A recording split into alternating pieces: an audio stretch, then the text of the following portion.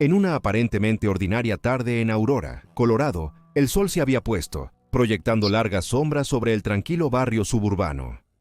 Los residentes, ajenos al horror inminente, se estaban preparando para pasar la noche. Pero dentro de una casa sin pretensiones, estaba a punto de desarrollarse una escena escalofriante que conmocionaría a la comunidad hasta su núcleo. Jun Mi-hoi, una madre trabajadora, recién volvía a casa tras una larga jornada laboral. Su cuerpo dolía por el esfuerzo del día, y todo lo que quería era una ducha relajante antes de la cena. En la planta baja, su esposo Ryan Hoi estaba en la cocina. El aroma de su cena se esparcía por la casa. Poco sabía que su tranquila rutina doméstica estaba por destrozarse para siempre. De repente, el silencio de la noche fue interrumpido por un golpe en las escaleras, seguido de un grito escalofriante que resonó por toda la casa. Con el corazón acelerado, Ryan subió corriendo las escaleras. La puerta del baño estaba entreabierta. Intentó abrir la puerta, pero encontró resistencia desde el otro lado. Cuanto más empujaba, más dura se sentía la puerta. La violencia y la ira del otro lado es algo que nunca había experimentado. Tras una lucha, pierde el equilibrio y la puerta se cierra de golpe, quedando cerrada con llave. Corre para llamar al 911, y mientras está en la llamada con el operador, escucha más golpes desde el baño de arriba, y corre hacia arriba, solo para encontrarse con una vista que lo perseguiría por el resto de su vida. Se queda impactado al encontrar a su esposa boca abajo en un charco de sangre. De pie sobre ella está su hijastra, Isabela Guzmán, con un cuchillo brillando ominosamente en su mano. Isabela sale corriendo y él se queda sosteniendo el cuerpo sangrante de su esposa. La sostiene mientras ella da su último aliento en sus brazos. La policía y los paramédicos tardan 11 minutos en llegar. Isabela no se encuentra por ningún lado.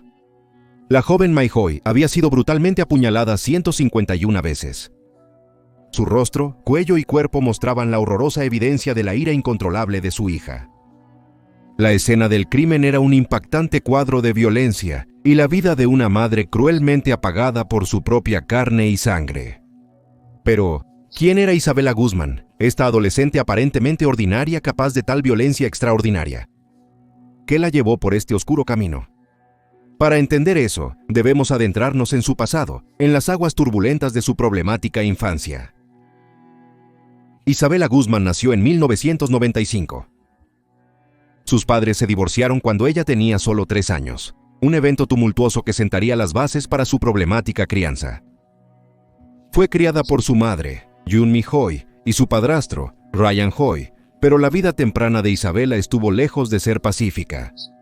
Comenzó a mostrar problemas de comportamiento a una temprana edad, una tormenta que se gestaba dentro de ella y que sus padres luchaban por entender y controlar.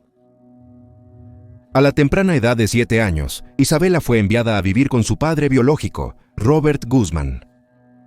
Su madre esperaba que un cambio de ambiente, la disciplina de un padre, pudiera controlar su comportamiento rebelde, pero este arreglo fue de corta duración. La tormenta de Isabela se negó a ser domesticada, y ella regresó a vivir con su madre y su padrastro. Al regresar a la casa de su madre, la tormenta interna de Isabela se intensificaba. La relación entre Isabela y su madre era un campo de batalla, cargado de tensión y frecuentes discusiones verbales que escalaban a altercados físicos. Isabela a menudo recurrió al lenguaje ofensivo e incluso violencia física, una adolescente rebelde que se enfrentaba al mundo. A pesar de estos desafíos, Jun Mi-hoi nunca se rindió con su hija. Buscó ayuda psiquiátrica para Isabela, con el fin de apaciguar la tormenta en su interior. Pero el psiquiatra desestimó su comportamiento como una típica rebelión adolescente, un diagnóstico que resultaría ser una trágica omisión. El día antes del crimen, llegó un ominoso correo electrónico de Isabela a su madre. Dice, vas a pagar. Aterrada, Jun Mi-hoi llamó a la policía.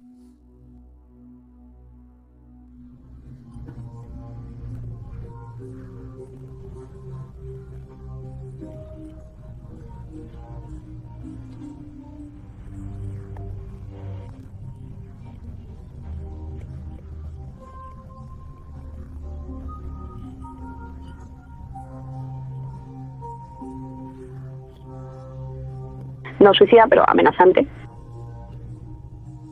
Ella puede ser suicida, o ella puede lastimarme a mí o a alguien más en la casa. Entonces ella amenazó con lastimarte o te preocupa que pueda lastimarte. Ella amenazó con lastimarme anoche. Eran las 2 de la mañana y creo que ella se desquició. Creo que perdió la cabeza. Ha atentado contra ella misma o contra ti. No sé nada al respecto porque se encerró en la habitación cuando salió. Y ahora está en el patio trasero hablando con su padre. De acuerdo. Ella está en el patio trasero, así que no está sangrando ni necesita como una emergencia en cuanto a cuestiones médicas. No lo médico. Es un problema psicológico. ¿Ella porta un arma en este momento? Ella tiene un bate y yo no estoy con ella en su habitación. ¿Y cuál es tu nombre? Yo odio hacer esto, lo siento.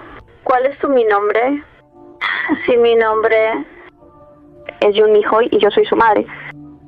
De acuerdo.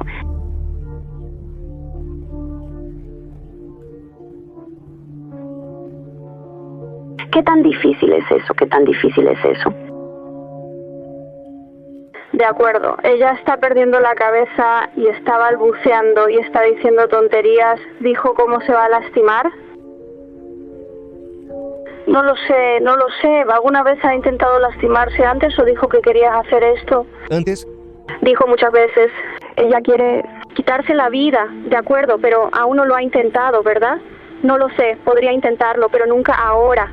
Ahora lo está intentando. Tengo miedo en mi vida ahora mismo. Ahora lo está intentando. Tengo miedo en mi vida ahora, ¿verdad? Bueno, voy a dejarte ir, pero si algo cambia, quiero que llames. Llámame de nuevo, ¿de acuerdo? Entonces, ¿qué vas a hacer? Vamos a enviar a un oficial para hablar con ella y luego el oficial puede solicitar una ambulancia, ¿de acuerdo?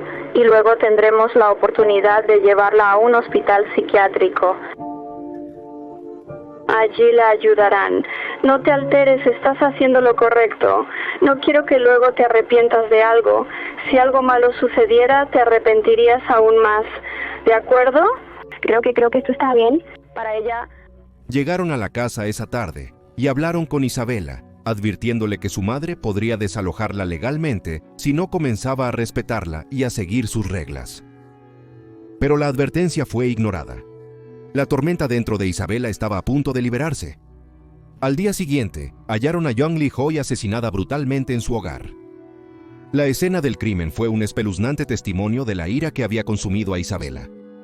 Había apuñalado a su madre 151 veces, con heridas concentradas en su rostro, cuello y cuerpo. La brutalidad del crimen envió ondas de choque a través de la comunidad, un escalofriante recordatorio de la tormenta que había estado gestándose dentro de Isabela.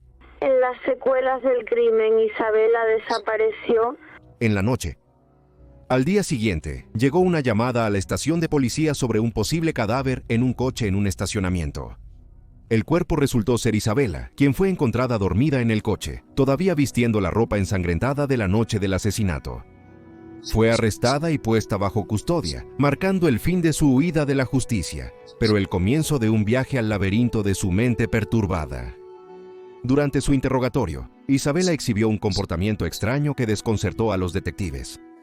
Afirmó ser una niña de 15 años llamada Samantha, y parecía estar intentando engañar a los detectives para que creyeran en su identidad fabricada. Incluso actuó como si no conociera a su verdadero padre cuando él vino a abrazarla. Su extraño comportamiento planteó preguntas sobre su estado mental, insinuando la tormenta que se desataba dentro de ella. En su juicio, Isabela se declaró no culpable por razón de locura. Los médicos la diagnosticaron con esquizofrenia y delirios, enfermedades mentales que podrían explicar su comportamiento violento y sus extrañas acciones durante el interrogatorio. El juez aceptó su declaración, afirmando: en este caso particular, estoy convencido, basado en la evidencia que he visto y la información que se ha presentado en la corte, que esta mujer no sabía distinguir entre lo correcto y lo incorrecto, y no podría haber actuado de manera diferente a como lo hizo. Dada la significativa esquizofrenia y delirios paranoicos, alucinaciones auditivas y visuales por las que estaba pasando. Con esa declaración, el juez anunció el veredicto, no culpable por razón de locura. Isabela fue enviada al Instituto de Salud Mental de Colorado en Pueblo. Pasó los siguientes 7 años allí, encerrada lejos del mundo que se encerró en su propia mente. En 2020, afirmó que su esquizofrenia estaba bajo control y solicitó su liberación. Sin embargo, hasta el 2023, permaneció en la instalación. A veces se le permitía salir para sesiones de terapia mientras llevaba un rastreador sistema de posicionamiento global.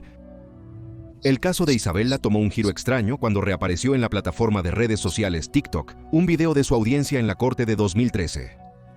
Los clips de ella sonriendo a la cámara y actuando de manera inestable se volvieron virales, lo que llevó a una extraña base de fans que parecía estar más fascinada por su apariencia que por el horrendo crimen que había cometido.